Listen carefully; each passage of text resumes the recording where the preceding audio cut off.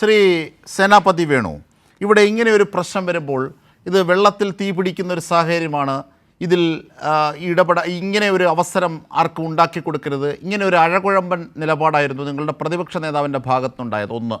രണ്ട്, മറിച്ചൊരു അഭിപ്രായമാണ് ഈ കാര്യത്തിൽ രാഹുൽ മാങ്കൂട്ടത്തിൽ പറയുന്നത്. അപ്പോൾ ഇതിൽ തന്നെ ഒരു ഭിന്നത, ഒരു ഐക്യമില്ലായ്മ, ഒരു ഒരു ഒരു ഒന്നിച്ചുള്ള ഒരു നീക്കം ഇല്ലായ്മയൊക്കെ കോൺഗ്രസിൻ്റെ ഭാഗത്തു നിന്നൊക്കെ ഉണ്ടായി.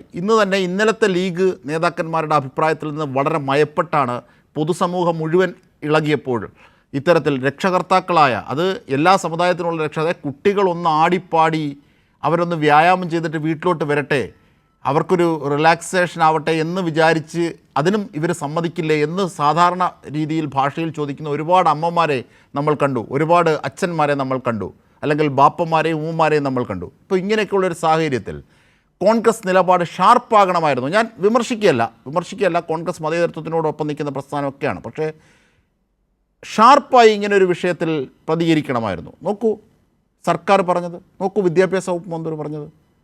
അവിടെ ഒരു വീഴ്ച പറ്റിയോ കോൺഗ്രസിന്? ശ്രീ സേനാപതി വേണു.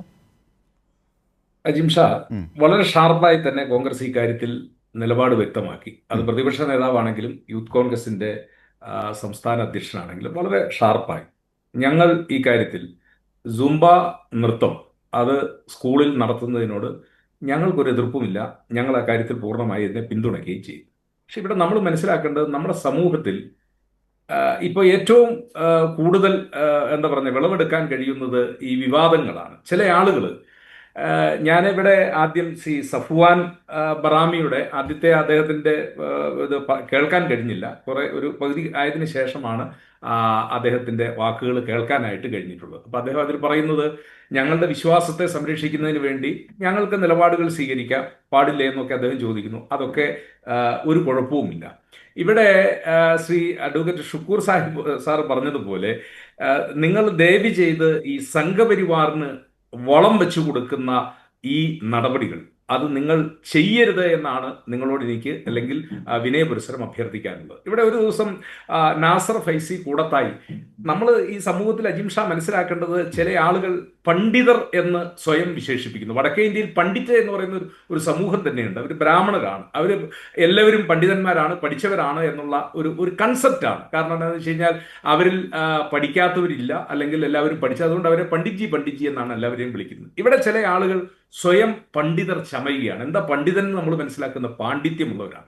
പാണ്ഡിത്യമുള്ളവർ സമൂഹത്തെ നന്നാക്കുന്നതിനും അല്ലെങ്കിൽ സമൂഹത്തിന് പുരോഗമനപരമായ കാര്യങ്ങൾ പറഞ്ഞു കൊടുക്കുകയും ചെയ്യേണ്ട ആളുകളല്ലേ. അവരൊക്കെ പറയുന്നത് നമുക്ക് കേട്ടാ. ഇപ്പോൾ സുംബ നൃത്തത്തെക്കുറിച്ച് അവർക്കുള്ള ആക്ഷേപം എന്താണ്? ഒന്ന് നമ്മൾ കേട്ടു, ഞാൻ ഷുക്കൂർ സാർ പറഞ്ഞതിനെ വീണ്ടും ആവർത്തിക്കുകയല്ല. ഒന്ന് പറഞ്ഞത് അല്പവസ്ത്രധാരികളായി നൃത്തം ചെയ്യുന്നു എന്നുള്ളതാണ്. ഈ കാര്യത്തിൽ ആർക്കെങ്കിലും സംശയമുണ്ട് എങ്കിൽ, സ്കൂളുകളിൽ ഞാൻ മനസ്സിലാക്കുന്നത് 3 ദിവസമായിട്ട് നടന്നിരിക്കുന്നത് സ്കൂൾ യൂണിഫോമിൽ തന്നെയാണ്.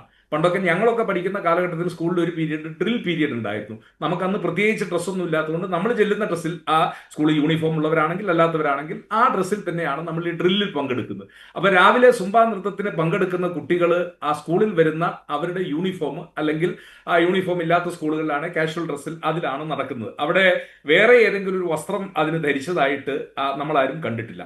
ഇനി രണ്ടാമത്തെ പ്രശ്നം, ആൺകുട്ടികളും പെൺകുട്ടികളും ഇടകലർന്ന് നടത്തുന്നു എന്നുള്ളതാണ്. ഇതിൽ സംശയമുണ്ടായെങ്കിൽ ഇവർക്ക് പോയി സ്കൂളിൽ പറയാം.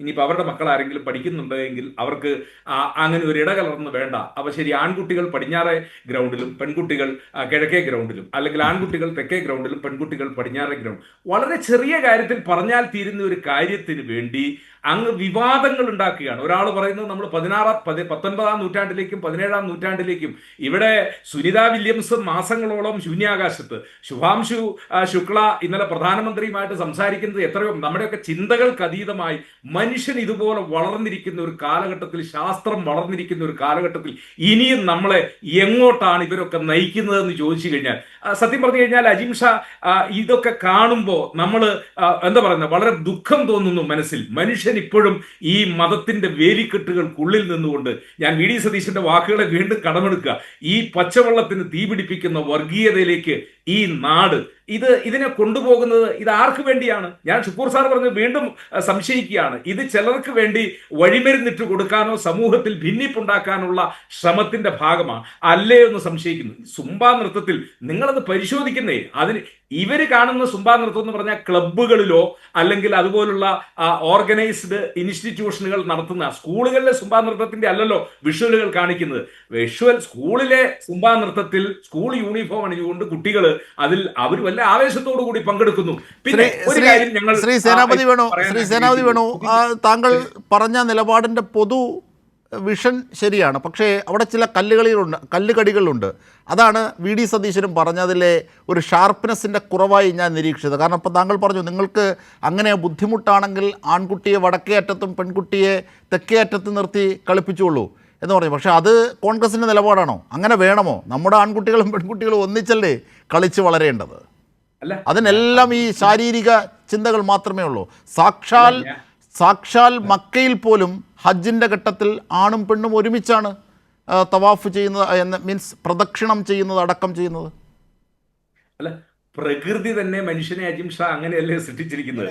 നമ്മൾ രാവിലെ KSRTC ബസ്സിൽ ഇടിച്ചു കയറി കഴിഞ്ഞാൽ നമ്മുടെ അടുത്ത് തിരക്കും. ആ സീറ്റ് കഴിഞ്ഞു കഴിഞ്ഞാൽ ഒരു പോയിന്റ് ഓഫ് ഓർഡർ കൊടുക്കും. ടൗണിൽ തിരക്കുള്ള പ്രദേശത്ത് ചെന്ന് കഴിഞ്ഞാൽ ഇല്ലെങ്കിൽ ഏതെങ്കിലും രീതിയിലുള്ള ഫംഗ്ഷനുകൾ നടക്കുന്നിടത്തൊക്കെ അല്ല ഞാനതിനെ ഒരു എന്താ പറഞ്ഞേ അത് ആ ഒരു ശ്രീ സേനാപതി വേണു ഞാൻ പറഞ്ഞു താങ്കളുടെ വിഷൻ ശരിയാണ്. പക്ഷേ ഈ കോൺഗ്രസിന്റെ ഇത്തരത്തിൽ എല്ലാവരെയും ആരെയും വെറുപ്പിക്കാതൊക്കെ കടന്നു പോകാം, അത് ഈ കാര്യത്തിൽ പാടില്ല. അതാണ് പൊതുസമൂഹത്തിന്റെ സന്ദേശം. അതാണ് ഞാൻ മുമ്പോട്ട് വെച്ചത്.